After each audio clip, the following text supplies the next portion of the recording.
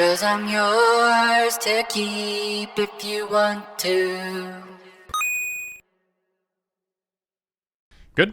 Yep. Okay. Do I look crazy? No, it looks great. Okay. All right. Beautiful. Thank you for coming through to do this, man. Thank I'm you, man. really excited about this conversation. It's been awesome spending kind of this month working with you. So Yeah, making it's music like a and regular hanging. day. Yeah. It's like a regular day at this point. 'Cause Yeah. I've been here almost every day. So Yeah. Jerk chicken, fucking jerk salmon, and bangers. jerk salmon, jerk chicken, Erewhon, going to the bathroom, taking a shit. Well, let's start it out with, what is your full name?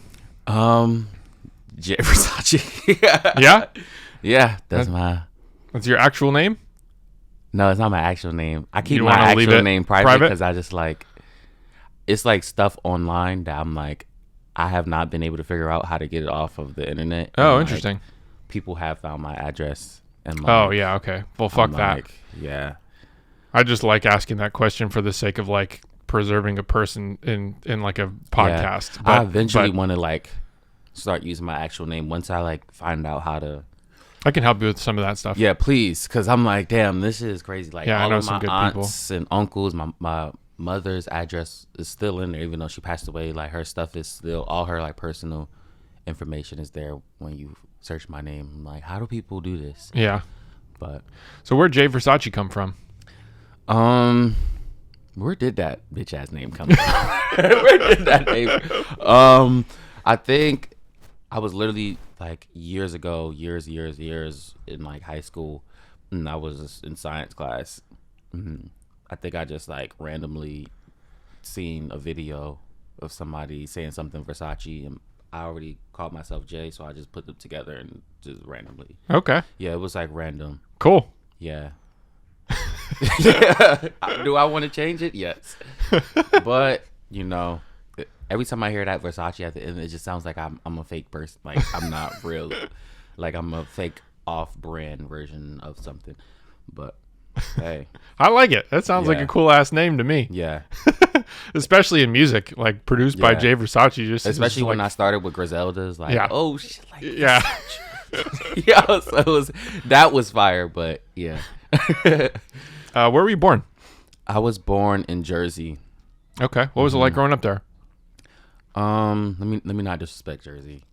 Let me say the most nicest thing about Jersey, because even though I have my complaints, it's still really like wholesome place and like a really humbling place. So growing up, it wasn't easy, it wasn't beautiful, it wasn't the food was good. The food was amazing. Like the music is amazing. I just remember that. Like, Yeah. I just remember like the food, the music, like the like gatherings, like church, stuff like that. Those are the things I actually like cared about. Everything else was some bullshit. Like, everything else was like, damn, this is it. It's like, it's a really stagnant place. So I was just like, as soon as I started making videos, I was like, whenever I turn 18, I'm gonna save my money so I could just move out as soon as possible. So that's why I Yeah. moved out. Do you have siblings? Yeah, I have hella siblings. Yeah. You close with them? No, Not really. Not really. I used to be when I was younger, but I feel like, I don't know. Like, once I moved to LA, I really, because I didn't grow up with them. I didn't grow up in the same house as them. Okay. Once I moved to LA and I started hanging out with people every single day, like, that kind of gave me like a sibling. Yeah. Family, kind of Yeah. like a different kind of family. Mm-hmm. Yeah, I get that. What about your parents? You have both your parents grown up? Kind of not. My mom, my stepdad basically raised me. Okay. My mom and my stepdad passed away. Damn. And then my dad, he's still alive, but he wasn't really In the there. picture? Yeah. So it was like, this is my mom, my stepdad. So I basically have both my parents, but, you know. Yeah. So, yeah. Cool. What kind of stuff were you into when you were little? Like real little, like yeah. 5 to 10. Oh, yeah. I always wanted to be like an artist. Yeah? I always wanted to like make, just draw people. I used to just like look at my grandmother, and I used to go to her house every day and just like draw her. And then I would go to church and just draw everybody that I seen, and they would just like give me money, stuff like that. So That's yeah, amazing. that's why I was like, I'm gonna grow up and be an artist. and I don't know what happened. I started doing some clown shit online. And then that's when everything just really just completely shifted into a completely different thing that I didn't expect. But I still kind of want to do art eventually. Yeah. Were you always drawing like paper, pencil, or like charcoal kind of thing? Or are you using paint and doing that? Or you do in different mediums? Yeah, I was just doing like pencil, paper. Cool. I used to love just like drawing people with pens and like using ink and stuff like that. Never really used like paint or nothing like that, but people like really like people was like it was like a real thing. Like I was actually drawing the shit out of people, and it was like wow, I was like winning all the like art competitions. In No school way. and stuff. Yeah, That's amazing. yeah, So artistic from just baby on. yeah. I was like I'm gonna do art, and I was really like doing that shit. I don't know. Did you have anybody artistic in your family?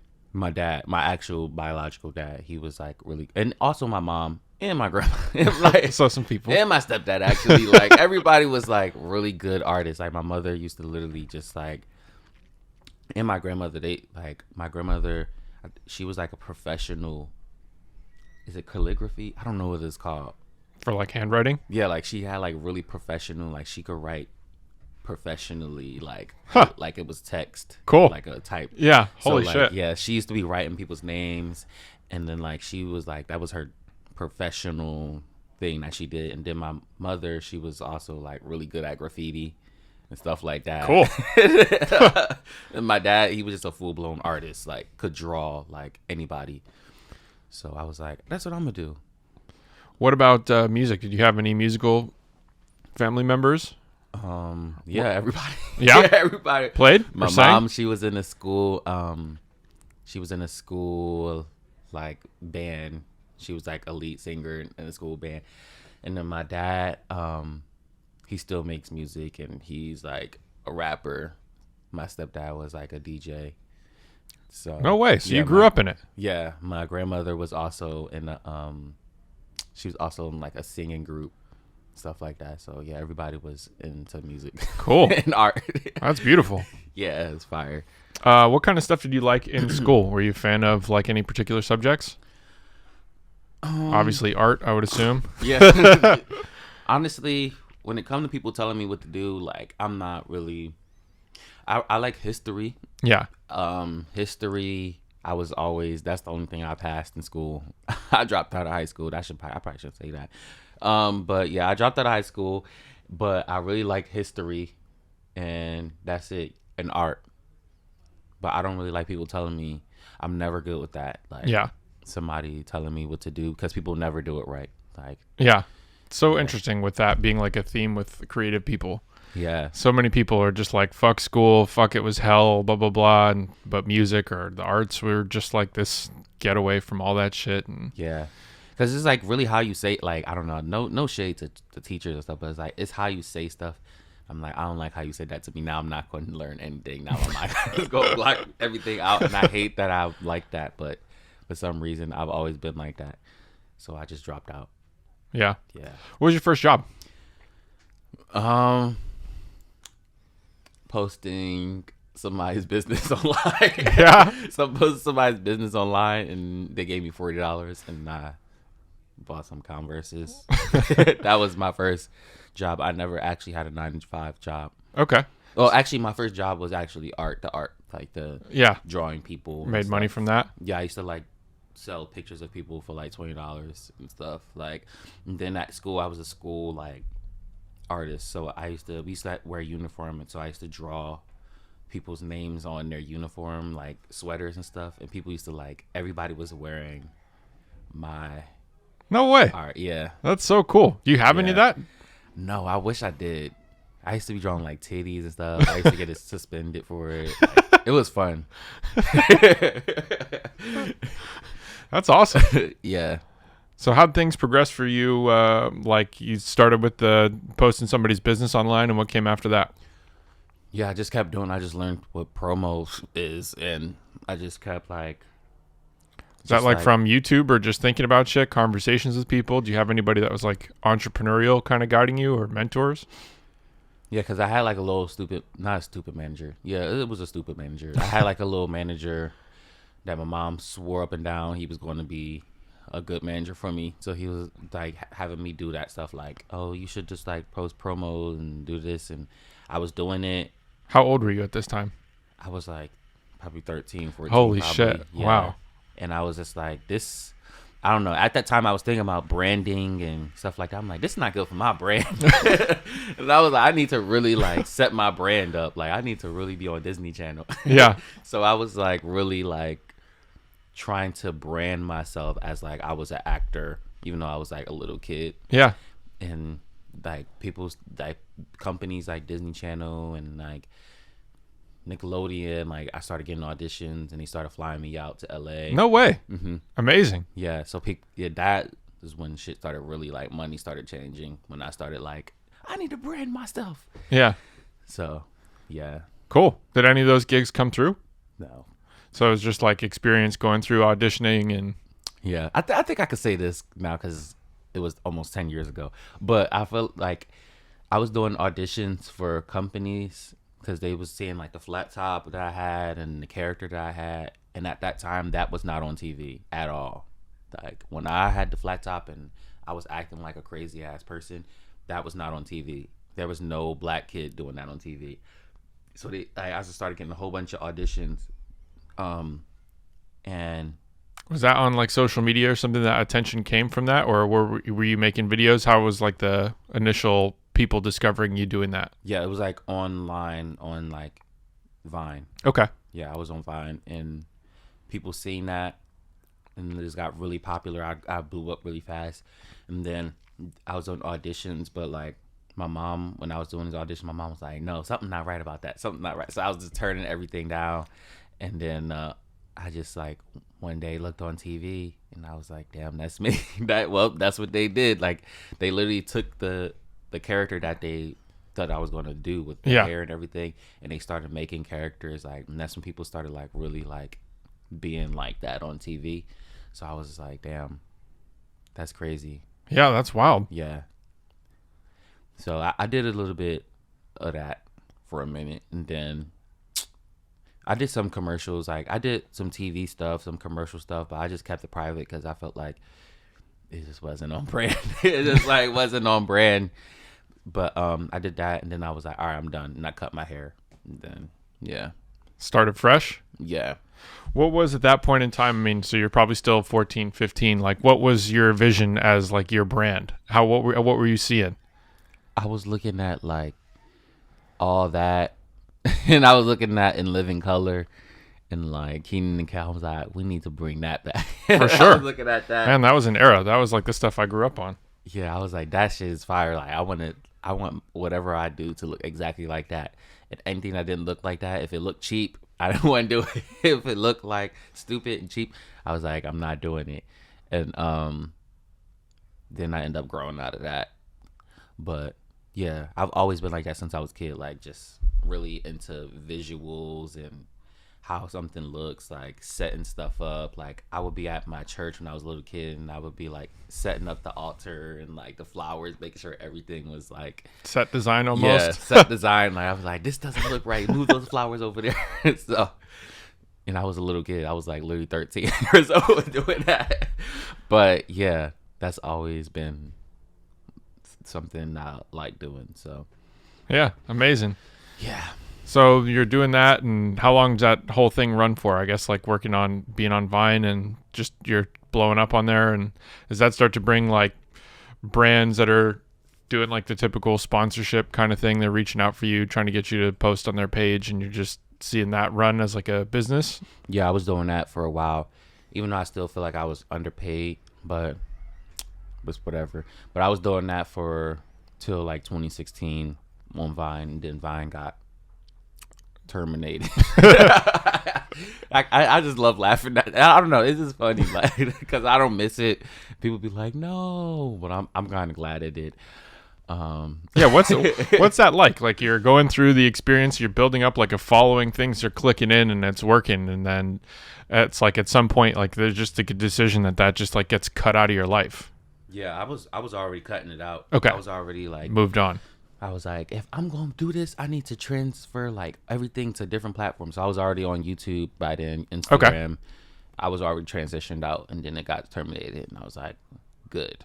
So Is that something like at some point through just like knowledge, you're just kind of learning through repetition, or like from the promotion standpoint? Like, are there things that you notice that even with Vine, like, it's always like the conversation around like the algorithm is this and the algorithm needs that. Like, are you following trends like that, or are you literally just like, I'm making shit I like to make and people like me and that shit just works? Like, what was kind of the method for that all as like a business or an operation? I was like, I wanted it to look like I didn't care about nothing, because I really wanted what I did to like just seem homemade, just like with the video part of it. Like I wanted that to seem like really just natural. Like I didn't want to do nothing, no collabs with anybody. I didn't do any collabs on Vine. I didn't like, even though I had the option to get a better camera, and I did get a camera, I didn't do any like professional editing. I kept it like very low quality videos because I like those type like style of memes and like those style of like that. I don't know. That is like a texture about it. So Sure. I just wanted to keep everything really low quality with that, and I didn't let I didn't do anything until I got off of Vine, and that's when I changed it up. So How was like that transition to finding new platforms, and was that still the same like material, like in terms of like the comedy and like videos of you, or was it something that like eventually you grow into like different chapters of that? How did all that go as you were like kind of moving on? When I got on Instagram, I started changing up the editing. Like I started editing the videos because I wasn't editing on Vine. I wasn't doing nothing. I literally just was like, "Ha ha, bitch," and then people were just like, "Oh," because they was like, "Why is he so young saying that?" And then that's when I got on Instagram, and I was like, "Haha, bitch!" Like, I was just like, really just set the camera up, like, because when I was on Vine, I was just like holding the phone, like I wasn't like sitting anywhere. I was just like, but I was on Instagram. I was like, boom, like I had the tripod, had the light, and I was like, bitch. And then people was just like, people was still like, it was still going crazy. Like everything was still like going. So I mean, that was fire. It didn't change nothing. It didn't make people like think of me differently. The people was just like, this is still fire. Like he's getting better at this. So. Are you at that point still looking for like acting gigs, and is like acting a thing you're pursuing at all, or is it still, or is it starting to be music as well? At that time, Yeah. yeah, that was still what I was doing, just like acting. I was doing modeling too, Okay. and yeah, mainly just acting and modeling. That was it. Yeah. Nice. And at what point does music start to like take hold in your life? Around probably around 2018. Okay. Yeah, 2018. That's when I started. I say this story so much, but I just like giving people credit for what they contribute. But I was hanging around Toro a lot, and Chaswick, if people don't know, but I was hanging around him a lot, and like I used to just play music that I was listening to around him. And then one day he was like, "You playing like, you don't need to be a Cardi DJ. Like you need to be like a real like producer. You need to like literally go right now and leave and put some software on your computer." So I was like, damn, I never thought about that, but I'll try it. So I literally went to Knowledge, that was like he still is like one of my favorite producers, because like all this time, like even though it was comedy and all that stuff, I was still like listening to producers and like really into Knowledge and Twami and Foisey. Like I was like putting them people's like music in those like funny videos. So I actually like knew Knowledge. So I was like, hey, I don't know why I want to do this, but I want to make music. Can you show me how to do it? He was like, pull up. So I pulled up for like months, and every day I just come over and he used to just show me, put hella stuff on my computer, show me how to make beats and everything, and that's how I officially like started. Amazing. Yeah. What was like the initial software that you started working with? Ableton. Okay. Yeah, And he's just- always been Ableton. Yeah. Okay. Nice. Yeah. What kind of music did you like grow up on, or what kind of things did you like? Would you say in the last whatever 8 years or so have been like your favorite music that you've been listening to? The shit that I grew up on is really like old. Like my parents, they just like listen to a lot of old music. My mom, she was into like unreleased music, people's unreleased music, and like she really was like trying to find all the demos because this was when like, it was Cricket and stuff like that, and people had to have like ringtones on their phone and stuff like that. So my mom was like, I need to have the ringtones that nobody ever heard ever. So she would look up she would look up Kanye's like unreleased stuff and like, you know, LimeWire. Yeah. She used to get that shit. She used to like, I don't know how she used to get it, but she used to burn CDs and all that, and used to have like hella music that nobody has ever heard because it's all demos that were leaked. Sure. And my mom used to burn CDs and then put it on like her phone. Then like people used to always like comment like, where is she finding all this music? So people used to actually start paying her, and then she turned it into a business. No way. Yeah, That's amazing. So she turned it into a like full professional business, like making like playlist CDs for people that they've never heard and like ringtones. Like she had like, I have to find it. Like it's one of my mom's friends must have the papers, but it's literally like she had like a whole like menu. Like I used to see like Kanye West featuring T-Pain, like this is before it was even released, and she used to like, I don't know, that's how I used to find like, I used to like sample digging, like stuff like that. That's how I used to get in stuff like that. So cool. Yeah. So, and then my stepdad, he's from New Jersey. Like everybody's from Jersey, but he's from like North Jersey, where it's like house music. So he used to like DJ house music and like stuff like that. So that's how I got into like house and Jersey club stuff and just like interesting music. Yeah. So that's like the mixture of those is what I grew up off of, like house and illegal music. Like that.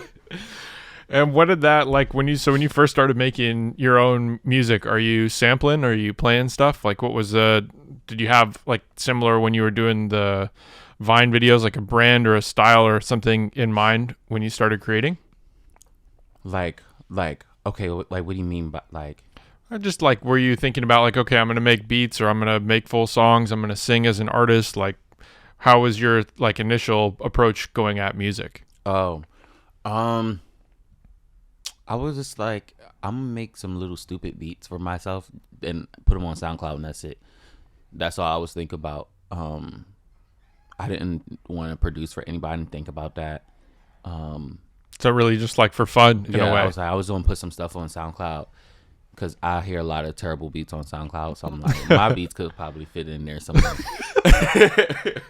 So that's literally what I just started doing. It's like making like trash beats and like putting them there, and it just grew. Like people I was hanging out with, like people I was hanging out with was like, this is fire. I'm like, damn, thank you. So like, I think like Pink Seafood was the first person that. Oh man, I love him. He was like the first person that got on my beats, I think. He's such a great person, man. Yeah, he was there the whole time too. He seen the whole thing too. But he was the first person to I think to get on my beats, and I was just like, oh shit, people could really do this. And that's when I was like, let me start making beats for other people. And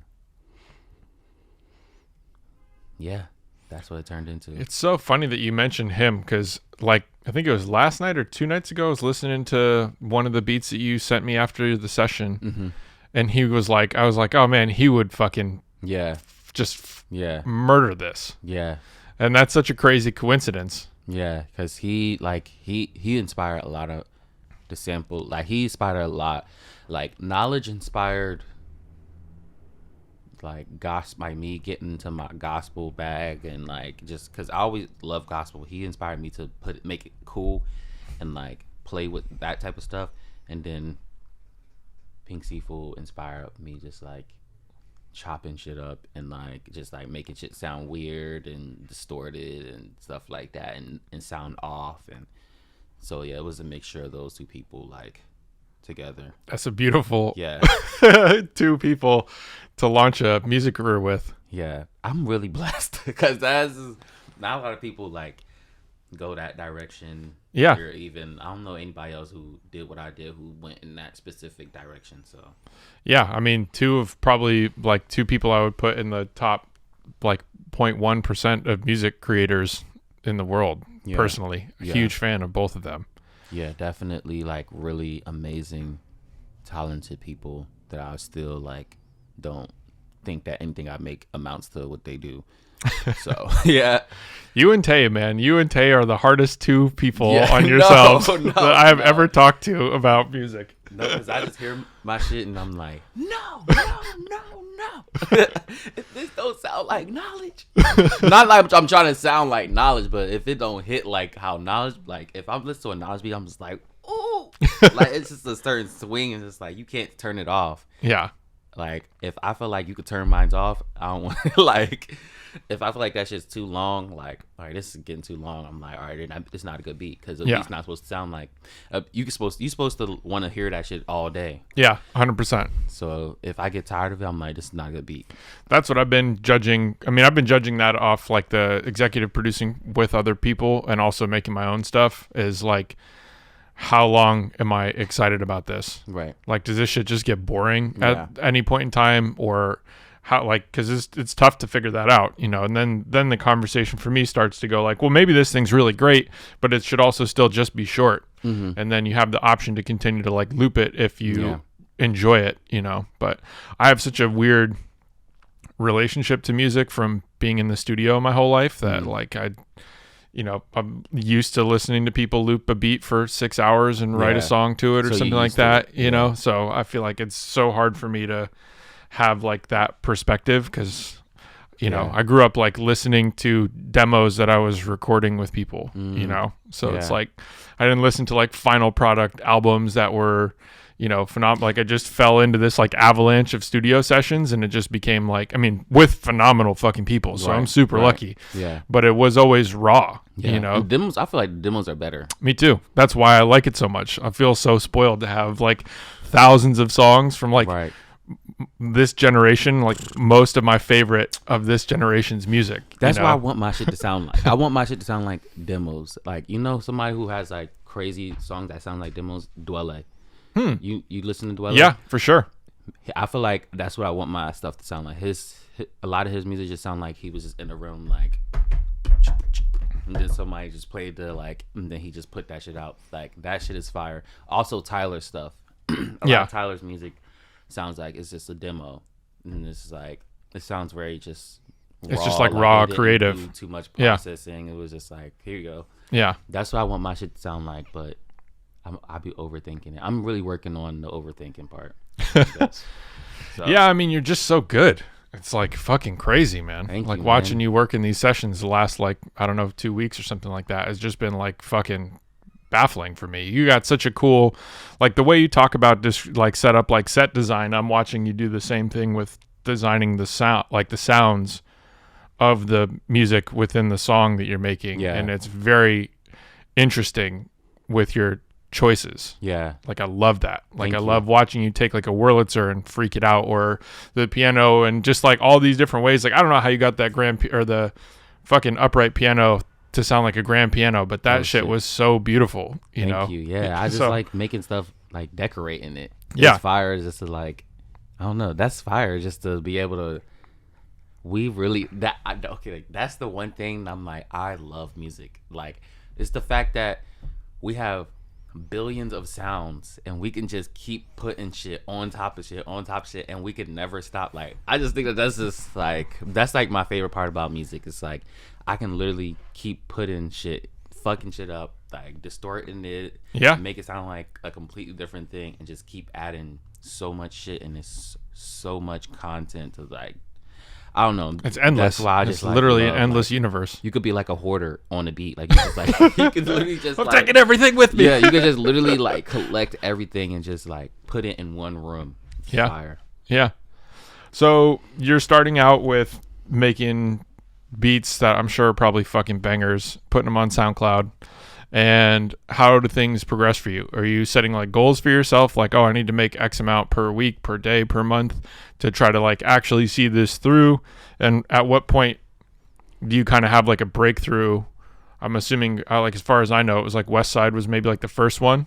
Yeah. Like, how do you go from I'm making a few beats and posting shit on SoundCloud to now landing something like that? Like, what's the progression?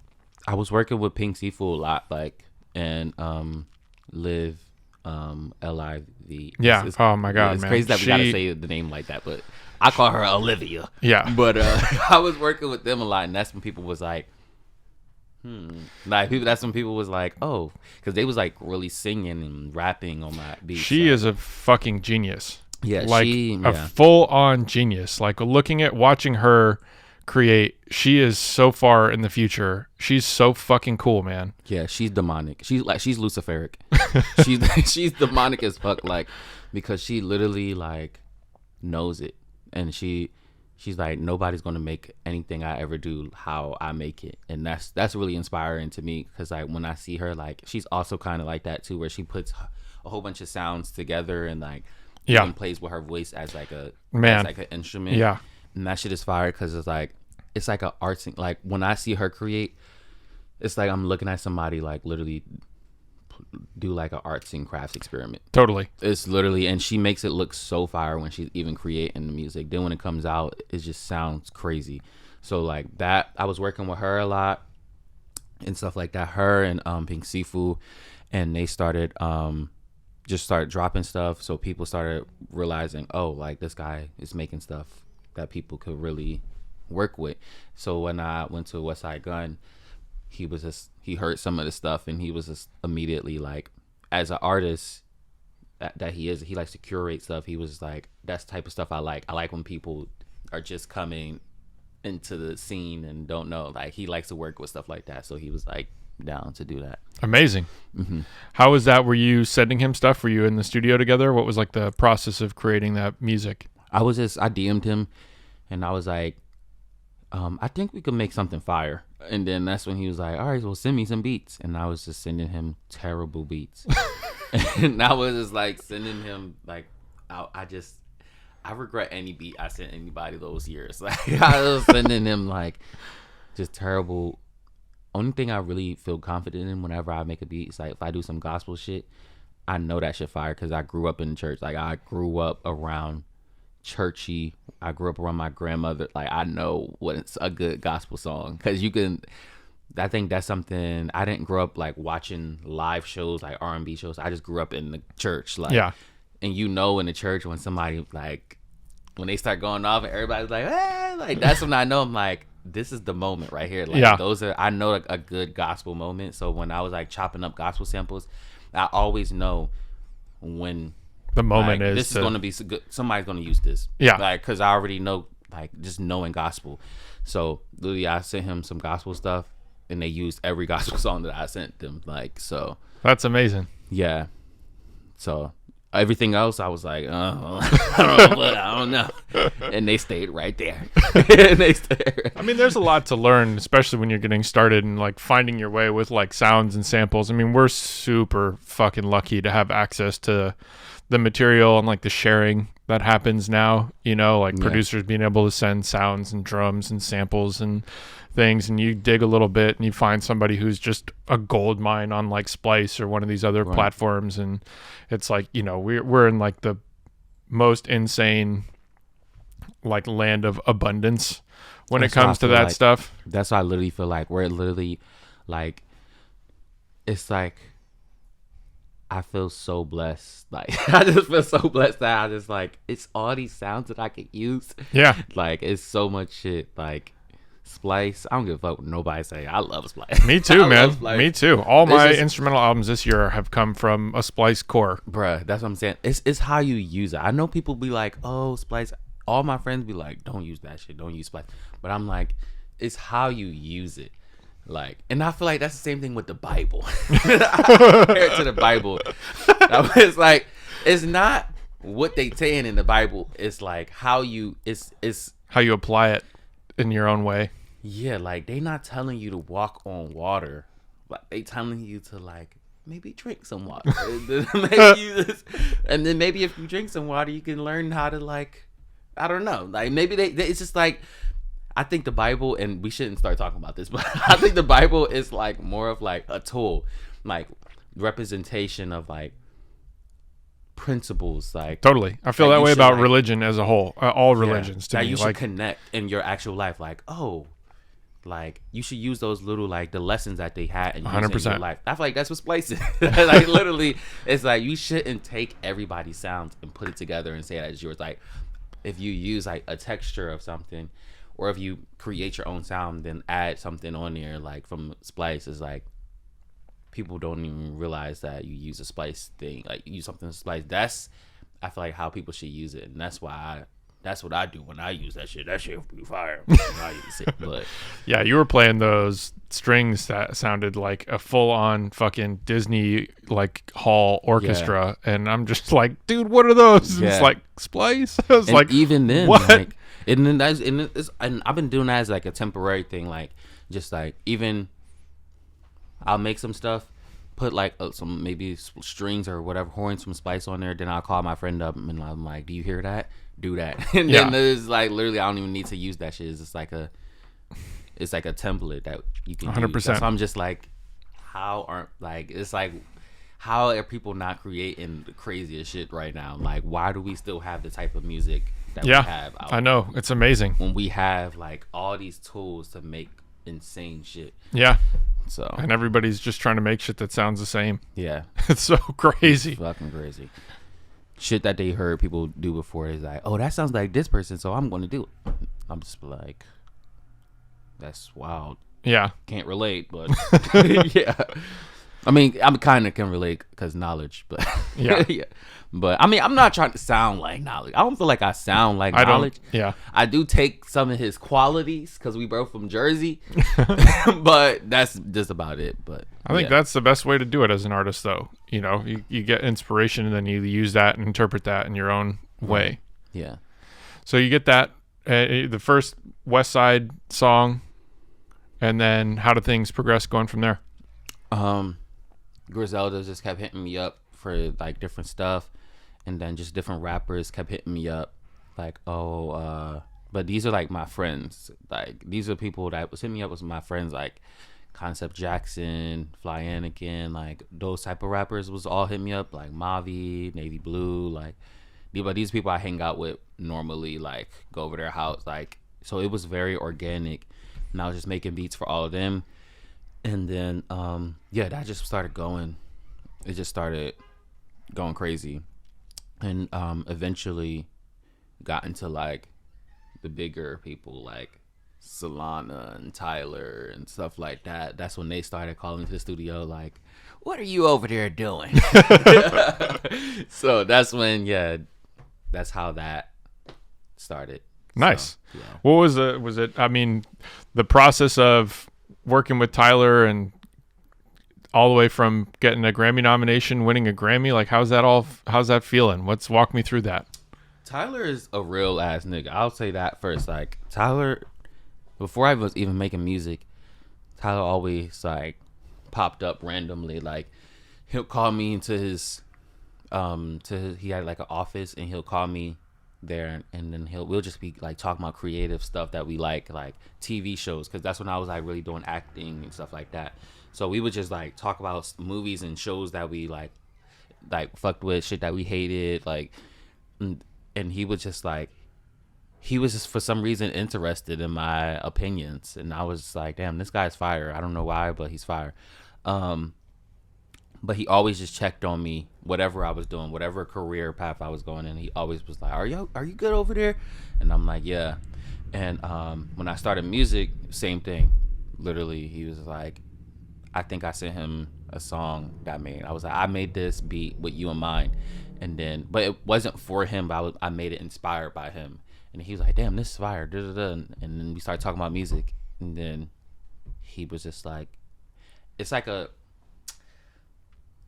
I can't explain it. It's like he does like favors. It don't feel like it feels like he likes the stuff I make, but it's like it feels like he just like sees something in me and he just wants to help me like push. Like Beautiful. That's always how it is with him. So literally we always used to text and send each other songs and stuff like that. And one time I was just making, it wasn't on some like, oh, I want you to get on it. It was more of just like we like chords and we like chops. So I sent him this one song and I was like, I don't know, like this sound like some horns or something you would use. And then he was like, don't send that shit to nobody. He was like, I need that shit for my album. And I was like, all right, I need what? All right. Tyler go create it. So I was like, all right, shit. Boom, he came back, called me to his studio. He added a whole new feeling to it. Added mad shit, live instruments, all the stuff built around it, and he just was rapping on it. And I was like, damn, I'm about to get a Grammy. You just tell right away from that. This is a Grammy. Yeah. I was like, this is a Grammy. I literally went home. Like I was at the studio. I literally went home and tweeted, I better get a Grammy next year. That's literally that day. Wow. I heard. I was like, I better get a Grammy next year, because I just knew that. I was like, this album's gonna get a Grammy. When he played me the whole album, I was like, Grammy. Boom, album comes out, Grammy nominated. I was like, as expected, but yeah. So yeah, that's how that shit literally came. So amazing, man. Some shit like I feel like I'll be knowing sometimes, like with the gospel shit, like I'll be like, somebody's gonna use this beat. And then somebody, that's the first big placement I get. The Tyler shit, I'm like, this is going to get a Grammy.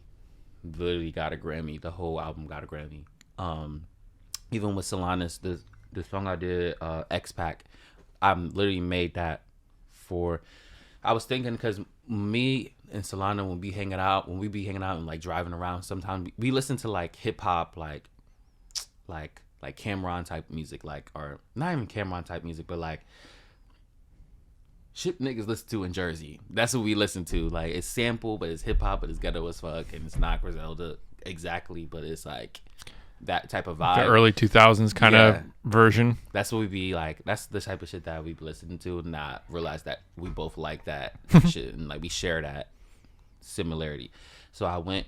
And I was like, I want to make some like Cameron type shit, some shit that I can hear Cameron on, but I want to make it for Solana. Literally, that's what I said. First sample that I went to was that the lady was like, you blah blah blah, and then that's when I was like, all right. Yeah, that beat is ridiculous. I was like, chop that shit up, pictured it up, chopped it up, threw some, but I think I also took inspiration from Tyler on that beat, because I like what he did on Boy Is a Gun, where he was like, the bass was just like so distorted. It was like a sample loop, and the bass was like, I was like, that shit is fire. Like he just like destroyed the beat with that fucking distorted ass fucking 808. I was like, I want to do something like that. So I literally was just like, all right, I took the you can trust blah blah, and then I was like, all right, throw the 808 on there, and I'm gonna just put it as loud as possible so that it actually sounds bad. And that's where I took that kind of, and I put those together, sent it to her. She was like, why am I already writing to this first time I even heard it? And then she sent it back. That's the best thing, man. When you get that inspiration, when it almost like forces somebody to write and make a song to it, because it's just like clicks and the moment is right. Said. Yeah, she was like, you make stuff that's so easy to write to. And I was just like, thank you. Because that's why I specifically made it for her. So I was like, thank you. That was the point. Yeah, that's like, I think everybody loves SOS, which I love it too, but Smoking on My X-Pac, like that was something I really made for her. Like that's the shit that just blows my mind. I'm like, I really made this for you. I didn't think about nobody else. And she like immediately, it's just like instinctual shit like that is crazy. Yeah. Like, yeah, it's so beautiful. Like the natural progression of things to happen like that. Yeah.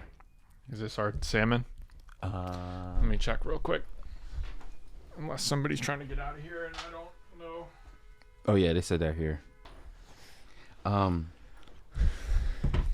We just ordered salmon. If anybody give a fuck. But yeah, that I think Yeah, I think that's just really fire. Cause I also first time me and Solana ever linked up, I told her, I was like, you need to talk some shit. Cause I her last album was fire. Like that's one of my favorite albums ever, like on the face of the planet. But I also feel like people had her fucked up. I'm like, nah, don't get her fucked up. Like she can still talk some shit. Cause I just know I'm like, you from Jersey. Like I know you can talk some type of shit. So first time we ever got in the studio, I went to her house. Actually, it was her house studio, and I was like, if you don't rap right now, like, if you don't say some crazy ass shit right now, I was gassing the fuck out of her. I was like, you need to say some world shit, like, fuck that bitch, like, whoever you don't like, fuck that bitch. You need to say that shit on the fucking mic right now. She was just like, oh, okay. And we actually recorded it. And then it's like a video of her just like trying to rap. She's like, and then like she eventually got it, and then that's when we got smoking on my ex back. Crazy. That's how we got that shit. That's amazing. Yeah. That was so I worked with her when we initially met, and it's funny because Cam just texted me on Doves in the Wind. Nice. And we had a version of that had a different second verse, and then she played it for Kendrick, and he was basically saying the exact same thing, like, nah, you need to rewrite that second verse and come back. And she came back and fucking destroyed that shit. And that was, I feel like, when I first heard that same kind of energy of her just like talking shit. Yeah. And it was just like, oh, she has such a good talking shit voice. Like she has like a good rap voice. Like even her just regular talking voice. Like even when she be mad, I'm just like, you need to say this on like that's the thing with being friends with R&B bitches, because that's just like anything they say is just like a lyric, and I'm like, should I be recording this right now? Like, should I tell you to put this down, like, or should I just stop being a producer right now? Yeah, because like she be just saying mad random shit, and I'm like, damn. Sometimes I be recording it, I just be like, keep talking. Sometimes you have to, man. I did that at this table, actually. It was funny because everybody's like, are you a cop? Because I was here like with Monty and Smino or Groove or somebody, and everybody was just jamming. I think it was Monty leading the way with a beat, and it was just like, it was such a moment, and nobody was recording it, that I was just like, I have to catch this. Like, it's just, for me, it's like, I found that even as much as I love music to death, and a part of what I guess I've recognizes, another part of what I love about it is like the historian aspect of like collecting it, and documenting it, and like having it, because it's so, especially like those moments, you know, like you talk about recognizing like moments in church, like they're just so special, and I feel so like selfish and blessed to like experience them. I've experienced so many of those things, and I'm just like, fuck, man, like I want to, the world needs to hear this, see this, understand what's happening. Like, dude, working with Chauncey with CS, like he and I have, like, if there's 20 videos of he and I making, like we would make a song where either he or I would find a song or a sample, and he would be like, we did a whole series called Warms the Soul, where he would literally just walk in with a sample, I would put it on, and he would just do like a full live take of an entire song, like old school 50s style, just like sing down a full fucking thing off his just demonic, he's demonic, and like to try to figure out how to share that with the universe, like with people, to just understand like, hey, this is like such a unique gift, you know, like it's hard. You see those moments, and my thing is like mute, like that voice record, I feel like that shit is like really my best friend, because I feel like music is really everywhere. Like, it is. It's like it's beyond. I try to get creative with it, because I feel like the more textures and layer you put on it, like the more, I don't know, the more whole. I don't know. I can't explain it. It just feels really wholesome. So I literally record everything. Like yesterday, I was literally, let me see if this is it. But yesterday I was literally at the gas station looking for a fork. And I was just like, and I heard like the gas machine at the gas station like making this crazy ass sound. Let me see if I can find it. Oh wow! I was like, yo, this shit sound fire. Yeah. And I literally like sat there looking crazy as fuck, like just like, but shit like that. I just like literally just try to record anything and just like collect all these sounds. It'll make sense later. I don't know why I'm doing this, but it'll make sense later. That's why I like to like take that approach to music. Just like, and even when I'm working with artists, I'm just like, stop writing so seriously, or like trying to like write something. Just like say anything on there, and it'll make sense later. Come back to it later, like, or just like something like that. Cause I feel like music should be treated like that. Like it shouldn't be so like template. Like, oh, let's write a verse now. Like I think it should just be. Somebody go mumble some shit, listen to it, have fun like with it, and then come and then create a whole song out of it. Like use like cool sounds you found, put them all together. Like I think music should really just be fun like that, but not a lot of people. Yeah. It's hard, that, you know? I mean, I wrestled with a lot of the like how-tos and stuff, because obviously it's like it's different for everyone, and the intention of like sitting down and writing something or rehearsing something or practicing something versus just totally freestyling something and just, you know, mumbling your way through it and catching a vibe. And there's like no, I recognize there's definitely no same method. I feel like everybody gets used to watching people create online or goes to a session and experiences how somebody else creates, and then is like, oh, I need to create like them because they're great and that's how they do it, so I'm going to do this. And I've watched a lot of people pick up bad habits just from like my seat in a studio, you know, and just being like, oh man, like that, just because that works, just because he can write a verse without writing something down doesn't mean you're going to be good at it. Doesn't mean that should be his style, and doesn't mean that his style is going to make something that's better than yours. And, you know, I think it's just a matter of coming into like your own style and creative process, and, you know, like feeling free, you know. I think that's such a vital part of it. I just don't want, I was just talking about this, like I don't want nobody to think I'm a mainstream producer, because I'm not, because I literally don't like mainstream music. I don't like how it's made. I don't like the studio sessions. I don't like nothing about it. Like that should be so like, oh, can you nudge the drums back a little bit? It's a little bit off. Like, shut your bitch ass up. Let this shit feel weird as fuck and sloppy as fuck. Like I just like, I've done some sessions like that, and I'm just like, damn, like they don't get it. Like, it's some shit is supposed to literally, like, I was looking at something. It was a podcast or something I was listening to of a musician talking about something. It was like, it's like scientifically proven that if something is off in a loop or every other loop, that keeps the listener listening to the entire song. And interesting. It's like subconsciously, if you hear something that's off, you might not even realize it. Like one of the 808s might be a little bit louder than the other or something like that. That one thing subconsciously makes you listen to the entire song. Like, so that like keeps your attention span. So I'm like, sometimes shit not supposed to loop all the way or like sound like this, or sometimes shit's supposed to just sound just weird, like, or just like, and that's why I really like Dwele in his music, because it was like, it sounded like it's just a one take. Like the shit is so off, like his drums is so off, the melody is off, like, and that's the type of shit I want to make, because we don't have none of that really out here like that, you know. For sure. I mean, at this point, like everybody is trying to create like factory farm music, so it's like, set up your assembly line. Who are like your best producers you can get? Who are your best songwriters you can get? Who are your best musicians you can get? And then how do we make everything like timing and tuning pitch perfect, so that all the shit is just flawless? Don't call me for that shit. Don't call me. I'm not your best fucking producer. I'm gonna go in there and I'm gonna like, make some art. Pitch this whole shit down in your voice. They're gonna be like, no, this is for my album.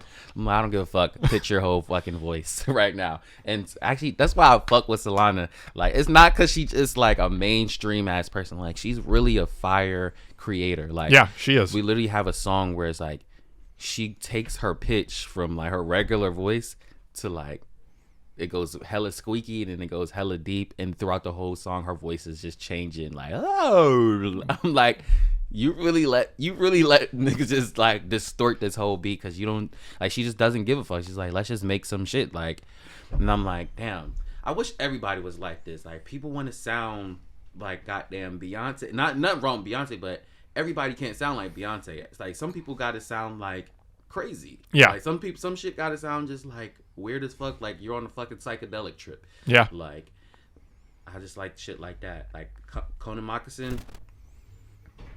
Yeah, we got to make that If I happen. could marry him, if I could marry him, I would. Cause he's the king of that shit.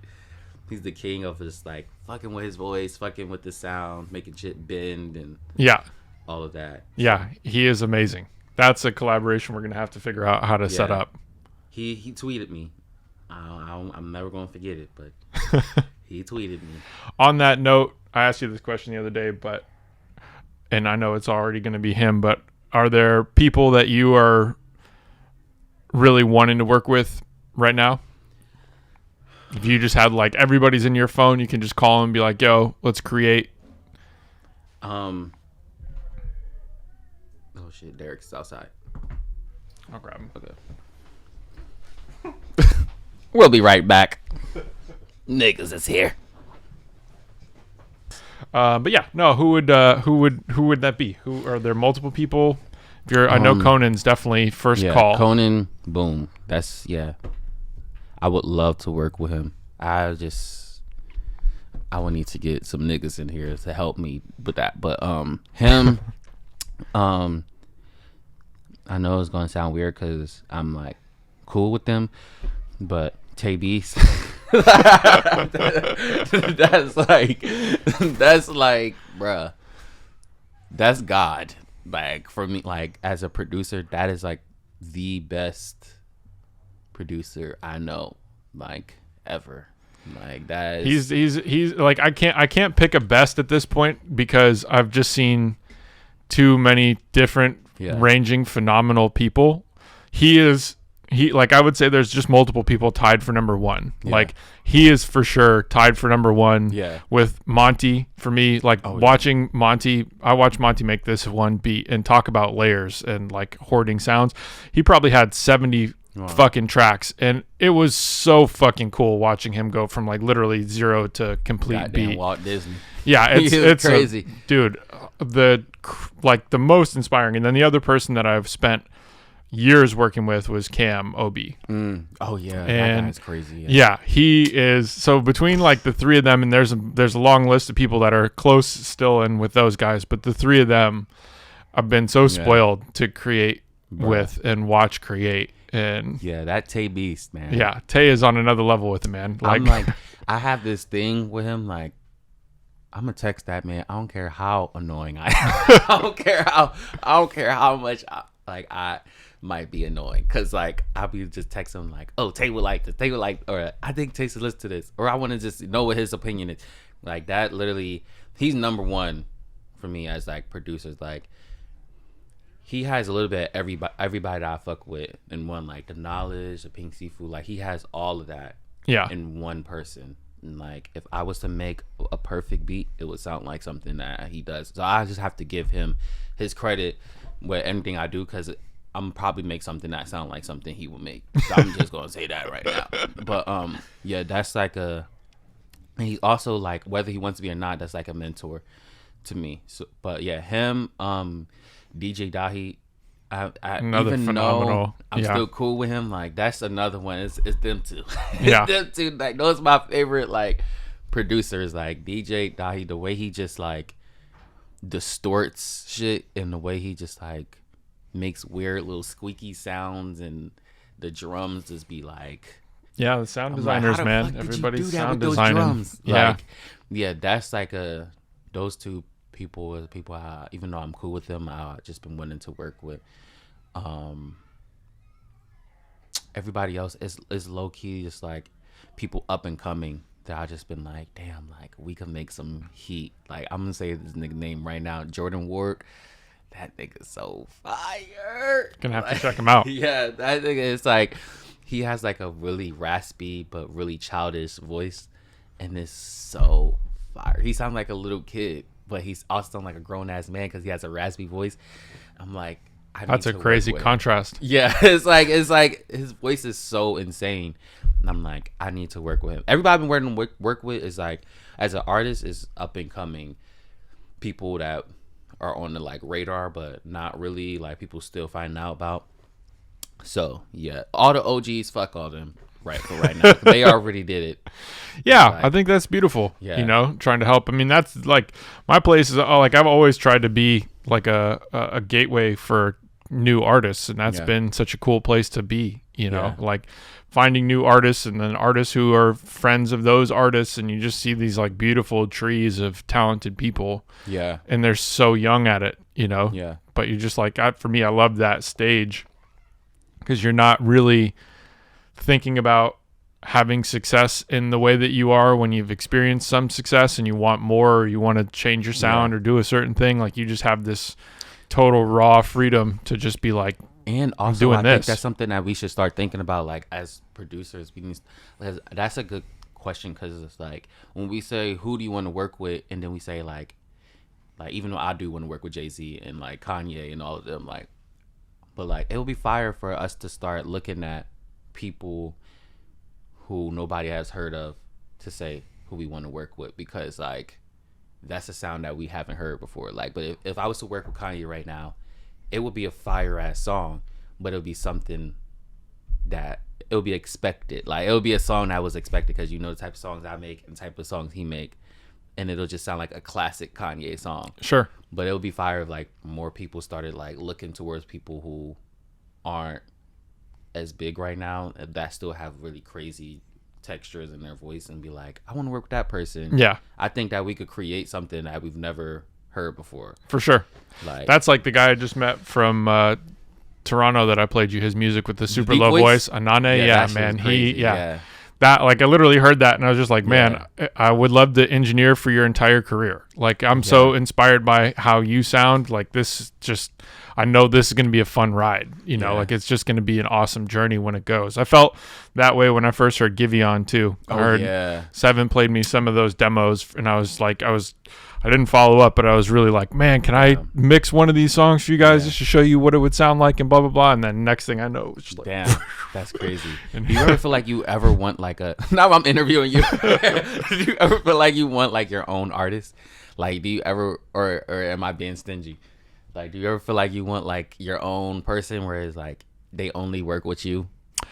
You know, it's funny because like I've been on both sides of that conversation, you know, like it's difficult because like that was always like, there are people that I felt that way about more recently. Like Abraham Alexander is an artist that I met through, I think Spotify randomly showed me his song Stay, which like I fucking love. And it was like well before it really had picked up momentum.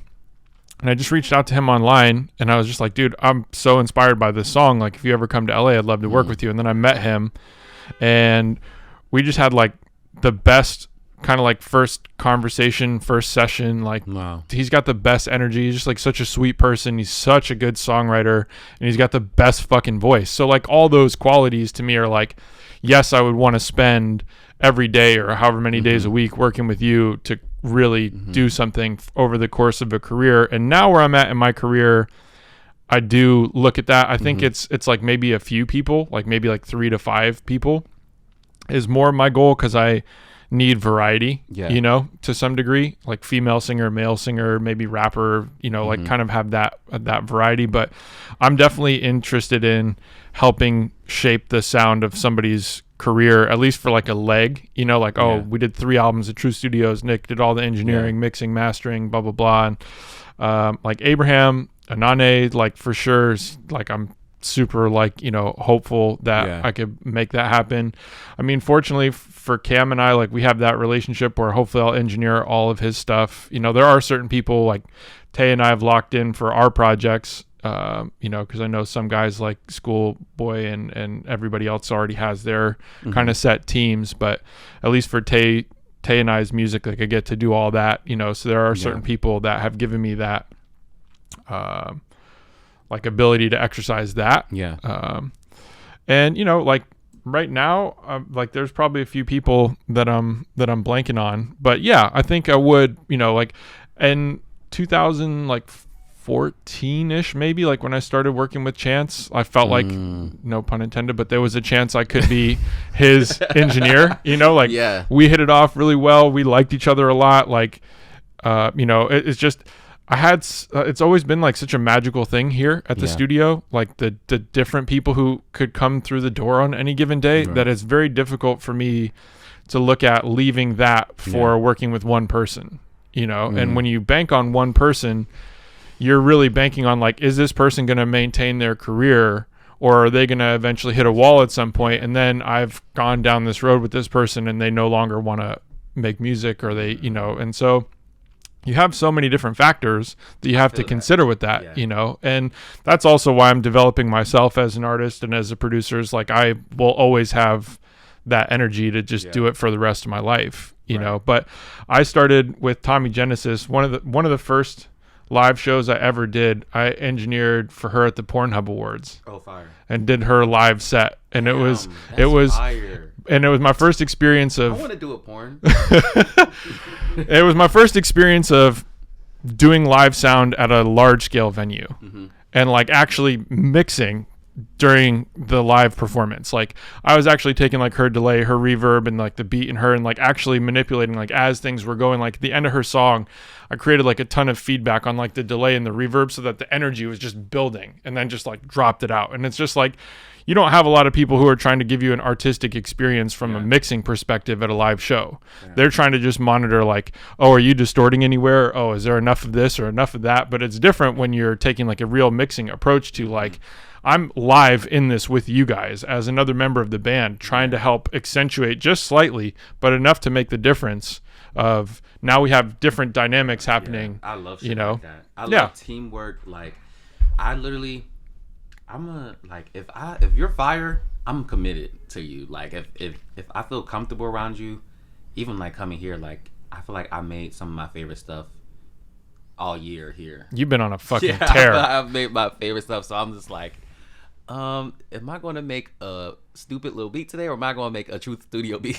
Am I going to go to fucking Truth Studios and make a beat? But like, even with that, like, it's like certain like instrument players, like artists, I'm just like, I wish I could just own you. Yeah. Sorry. I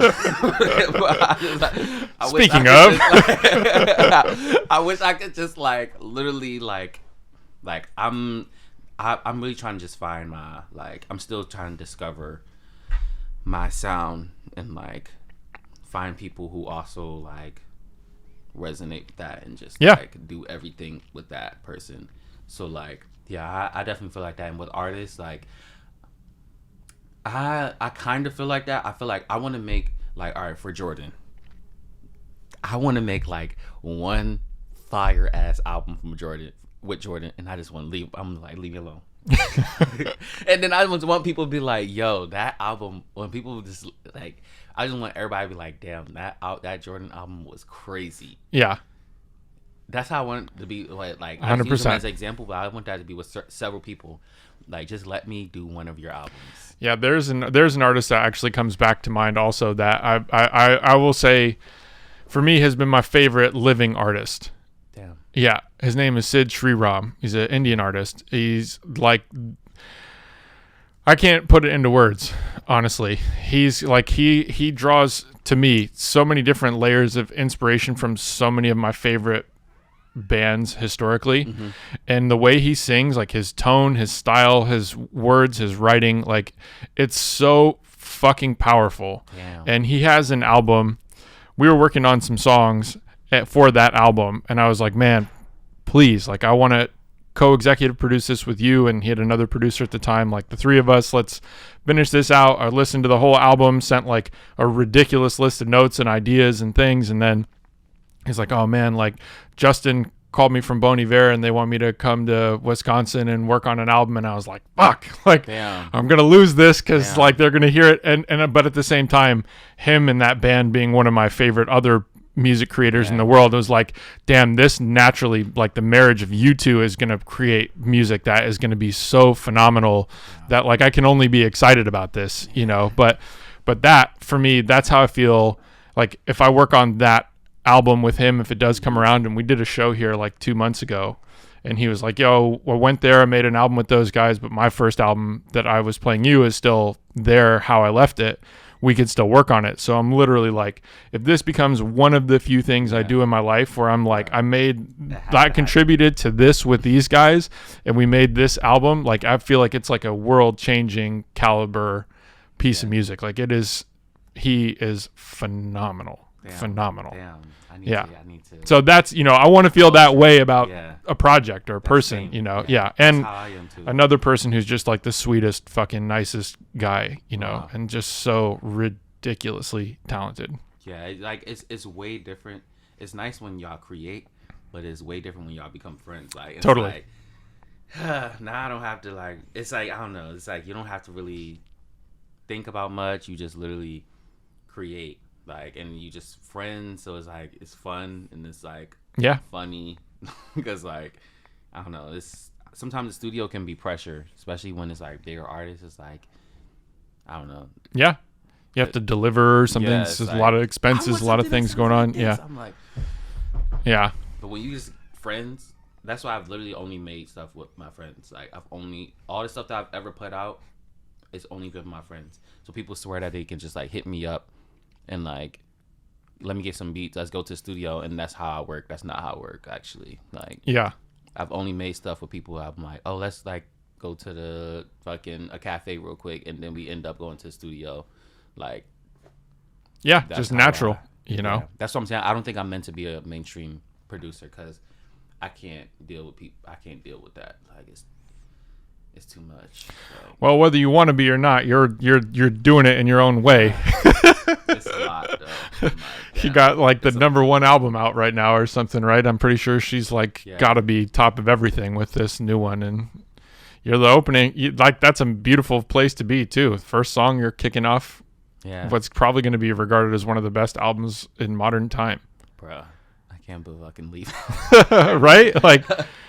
Bro, you seen the process too, because you was there. I was playing the beats. I was like, should I change this? And we was sitting there just like going through like different versions of shit, but nope.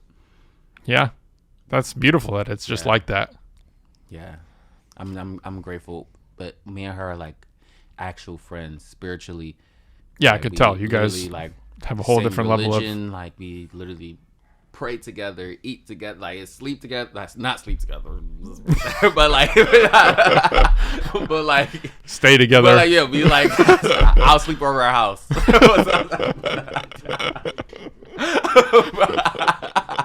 I'll sleep over our house. I'll sleep over.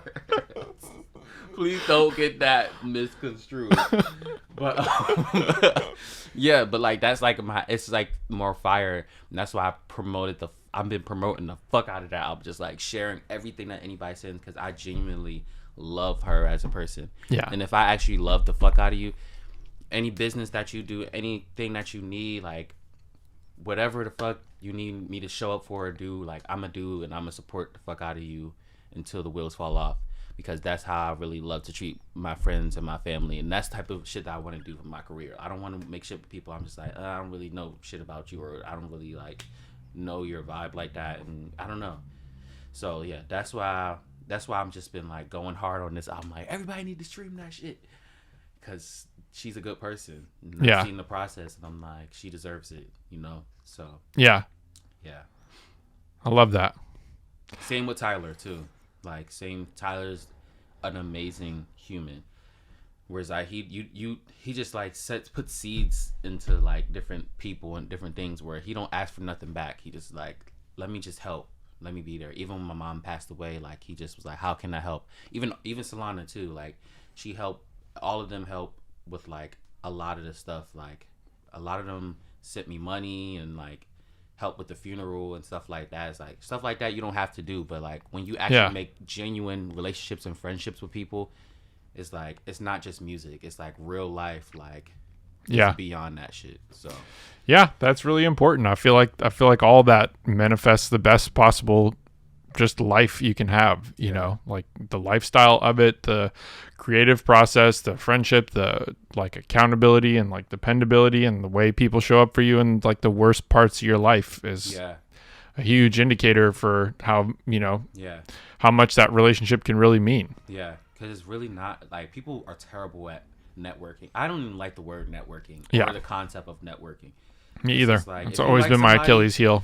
Yeah, it's like terrible. If I like with somebody and I'm like, this person makes good music, I just want to be their friend. Like that's my thing. Like, I just want to be their friend. And then music like comes whenever it happens. Yeah, that's my. And we don't even have to make music. Like me and Dahi, that's like a person I'm like I idolize him, but we haven't made anything. But I don't care. I just want to just like be in the presence of him.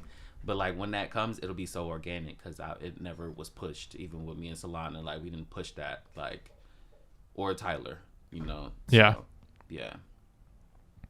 Yeah, I feel like that creates the best atmosphere, you know, hands down. You got a favorite song right now? I was about to say a SZA song. All right, besides SZA, let me see. Goddamn.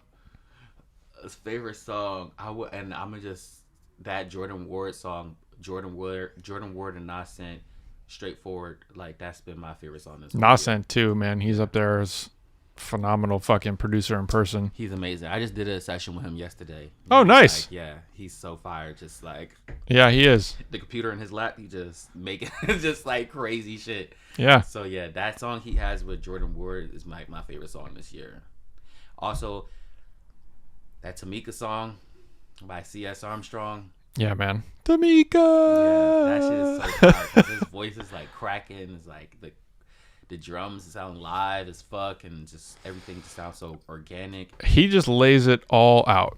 Like every time he performs, I feel like every time he sings, it is like you get his full soul on the table. Mm-hmm.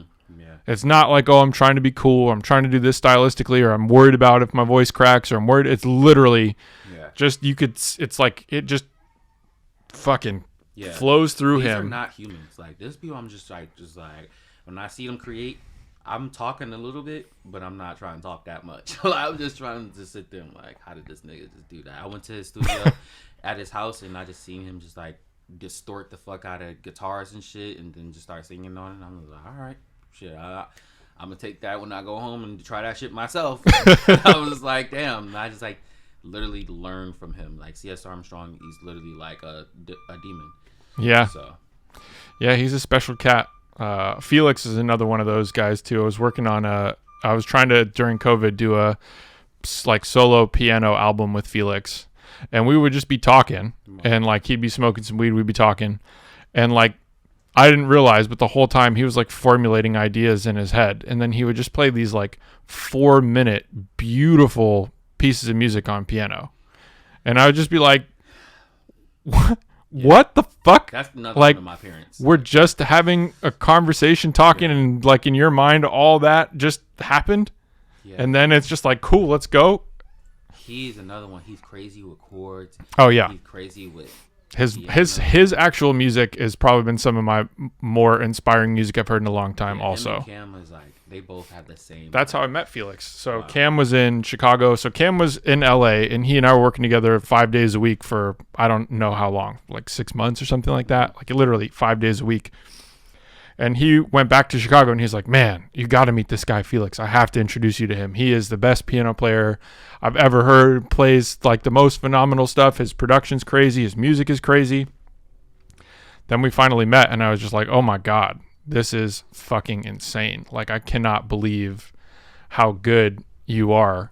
And then this last block of sessions that Smino is here for, I got to hear a lot of the new stuff that Felix is doing, and I'm just like, dude, you got to be one of my favorite people creating music right now. Like, this is so fucking good. I literally sent his like songs to my friends who I know are like genius like musicians. I'm like, how did he do that? I'm like, give me the VSTs now so I can go purchase them shit. Because how the fuck did he make just his ideas, like his knowledge, like he's just so fucking brilliant. It's incredible, man. I just like giving people credit. Like, I'm not the type of person who fuck with people and lurk and like don't say it out loud that I fuck with them. I hate that shit. I feel like so many people have been like that with me. Even like this year, like there's been times where I've been really low. Like I haven't put out any music, I haven't done anything, and it's like people will be watching me what I'm doing, but won't say anything. And then like when big shit happens, like that's when everybody starts trying to say shit. Like, yeah, like they was there the whole time. Like no, I don't know what the fuck. Like I'm gonna support you when you don't have anything out, like, and when you just like a regular person. And that's why I try to do is like really give. I'm glad we like got to really give people their credit like in this interview, because there's so many people I'm like, I just want them to know I really like, I'm inspired by y'all. Totally. I know what the fuck I'm doing. Y'all are the fucking geniuses that I'm just like trying to copy. Yeah. At this point, I mean, you're fucking young as shit still. Are you still doing the acting, modeling, like kind of social media, like I don't know what to call it, I guess like skit comedy type stuff? Or are you really focusing on music? Yeah, nah, I'm not doing that shit no more. That shit dead. But yeah, that shit really is like not me. Like it never was me. I'm a funny person, and that's it. I was just saying that when I did the Rolling Stone interview out, because they asked about that, and I was like, I think black people have multiple talents, and we just need to learn which ones will benefit us the most. Like I know I have a talent in comedy. Yo, this is crazy. Somebody like honking to the cadence of you talking. I know I have a like shit like that is like shit like that is like happens to me, and people just laugh at shit like that. But like I know I have a talent in comedy, and my life is funny as fuck. But that don't mean I'm supposed to be a clown. Yeah. It just mean that I'm just laughing at life. Like I know that that's like a gift that I have, but it's not supposed to be something I base my life around. Sure. Not everything is a joke. So yeah, that is not something I will ever return back to. Like the skits, the comedy, none of that. But I'm still the same person. But I'm just not. Yeah. I'm not on Grew out of that. Yeah. Doing that anymore. I'm more of just like, if I'm getting an acting role, yes. If I'm getting modeling role, yeah. If I'm getting music, if it's on some professional where I'm like, we putting our actual talents together to create something, I'll do it. But I'm not about to sit on camera and like perform. Yeah. For people again. Yeah, no. Knowing how ridiculously busy you are there things that you still get to do from like a hobby perspective, or the things that you enjoy like outside of all this stuff, creatively?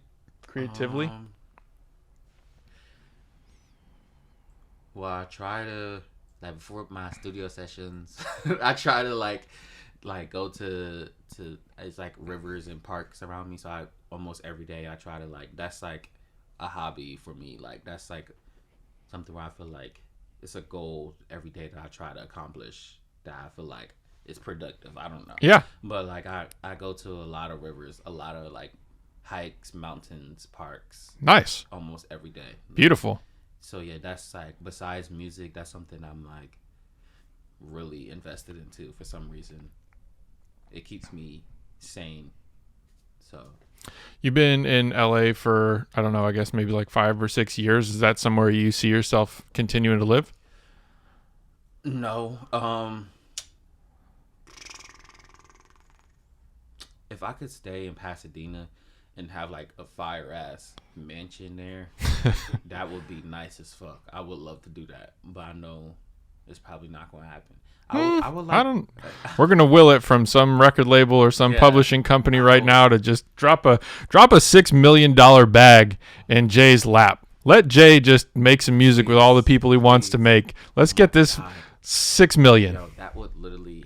I would literally buy you. I'm there. You don't even have to. At my house now. But I wish the fuck out of life that I would have that. But you will. I don't know. No, you will. Yeah. I hope so. But yeah, that's what I want to do. But if I don't have the privilege of staying in Pasadena, I would like to move to like Portland. Okay. Yeah. Nice. And just stay out in there, like get like make a house and like build some shit and just stay there for the rest of my life. Yeah, I've been looking at like that kind of Pacific Northwest region. I need to spend more time there to really find where I'm going to commit to. But whether it's Oregon, Seattle, Washington area, or North Washington, or Vancouver, which is probably one of my top 3 favorite cities in the world, I just haven't looked into like logistics of moving to Canada. But you know, those areas, because of that, like the nature, the seasonality of having 4 full seasons. I'm sure you got that in Jersey too, where it's like you get a little snow, you get like leaves changing, like fucking hell, man. I just need a proper podcast studio without fucking traffic and a sandwich shop next door. I've ever heard this many like ever being here. It happens like literally at the most ridiculous moments. And I can't do anything about it. Like somebody will be ready to record and all of a sudden a fucking cricket will pop up and I'm just like, you were quiet all day long. Why are you doing this right now? No noises. I come here and be mad quiet. Just be mad peaceful every time I come here. And we do this podcast and it's been like the doors opening. People are honking while you're talking, all this shit. That shit is hilarious. Bruh. Life is happening though, you know. That's actually what I like about being here. Like, you know, a long time ago I thought about, oh man, like this is not the place for a studio. Like it's not perfectly soundproof. This podcast studio is not like going to be perfectly quiet and people like to listen to those things, you know, in a perfectly quiet studio and all that shit. But I like having the randomness of life happening and it happens in the recordings. It happens in these fucking podcasts. Like to me, I think there's like a nice also differentiating quality about that where it is texture. Like, yeah. And I really fuck with that. I really fuck with people just like, let's leave it in. Like, even yesterday, or was it the day before yesterday? Yeah. All right. That's like somebody playing video games right outside. We got a Mario Kart. That is insane. But even the day before yesterday, it was like the piano shit. It was like hella distorted. Yeah. We was just like, let's leave it in. Like, yeah. And it still sound hella fire. I love that you like that. I mean, for me, that's one of those things I don't get to experiment with a lot because everybody likes things to be such a certain way. Mm-hmm. That's also why I started like trying to make my own music a bit more is like, I like that freedom and I like the idea, like it stuck with me hearing about, like, I'm pretty sure it was Rick Rubin's decision, but I'm not sure who made the final decision for the engineering sound of, I don't know if it was Californication, but there was a Red Hot Chili Peppers album when they were like on top of the world and they released an album that apparently is like just loaded with distortion and way fucked up from what like the normal sound would have been. And it's like, yeah, we're a fucking rock band. Yeah. The fuck you talking about? It should be. It's got emotion. Like it's not this clean cut, nice sounding thing. Like it's got even fucking gospel. Raw energy. Even gospel, you'll hear yes. Oh yeah. You hear somebody like breaking down crying. Yeah.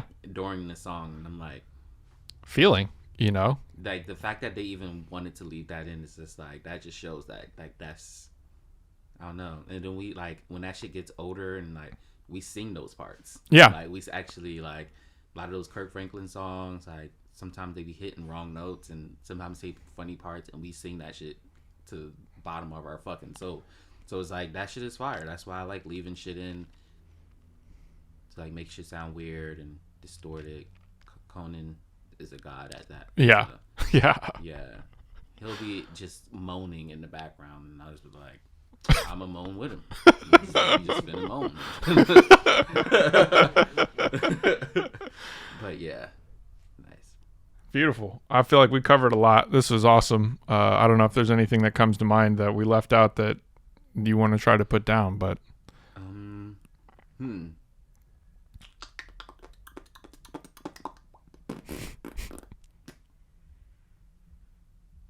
I would like talk about the future. Okay. Like this stuff I'm like hopefully next year I would like have a some type of project and just like some type of as a artist like you performing, singing, rapping, or like something that you're a mixture, yeah. Cool. Of that, like my friends and me. Beautiful. What I'm like working on right now is like getting hella songs together, whatever for people, but whatever people don't use, I'm gonna put it on my project and just like form that. And hopefully by next year, like I'll have like something officially because I know people are like who is this guy? Like, he doesn't have no songs out, but he's like trending #1 on Twitter. So let's give him some context. Yeah, hopefully I'll have some content on streaming platforms. So yeah. Those words, man. Those words are the death of me. Content. People making content for streaming platforms. That's how we've reduced art and music and creativity. Yeah, that's why. I'm about to talk mad shit just now. But no, I'm actually not going to say that. But yeah. I'd be having to watch it sometimes. That's exciting. So album coming next year at some point, or whenever it gets created, I guess. You're just working on that in the future. Yeah, I am going to release a project next year. Great. So be aware, on the lookout for that. So yeah. Great. Super exciting. I mean, shit, from even just the musical side of things that I've heard so far, I fucking love it. I've been super inspired by our sessions and the stuff you've been creating. Like, literally, it's been 100% knocking them out the park. Like, it's crazy. I've been like, if they've been here, I gotta make something that sound. We got to get him in here for a session too, so you guys can make some stuff together. Yeah, I would love to. Yeah. I just want to honestly just watch him create too, so I'm down. It's ridiculous. Yeah. It's absolutely ridiculous. I mean, like the just like the flow of his creative process, like just how he's like cycles through sounds and drums and chops things and manipulates things to arrive at the idea is also so cool. Yeah. Like that pathway, of like, oh man, like you're taking this thing and this is what you hear and how you're chopping it and how you're pitching it down and how you're eventually arriving at something you feel is the conclusion. I love that part. I love just like being able to listen to and witness like that process of like whittling the thing down to like, here's my idea. It's like arts and crafts, man. Like, it is really like, he makes it look cool too while he's doing it, and just like, damn, this is a cool ass nigga. Also, the sweetest person on the fucking planet, man. I got so much love for Tay. That's like, I don't know. He's like a musical father figure. Just like, just listen to anything that he fucking does and says. So yeah. Well, that's a beautiful note to end on. Let's wrap it up. Let's eat this Jamaican food again, and let's get to cooking. Thank you again. This is really great. I appreciate it. Yeah. This was fun. Hour and 36 minutes. Oh, shit. Yeah. Solid. Nice.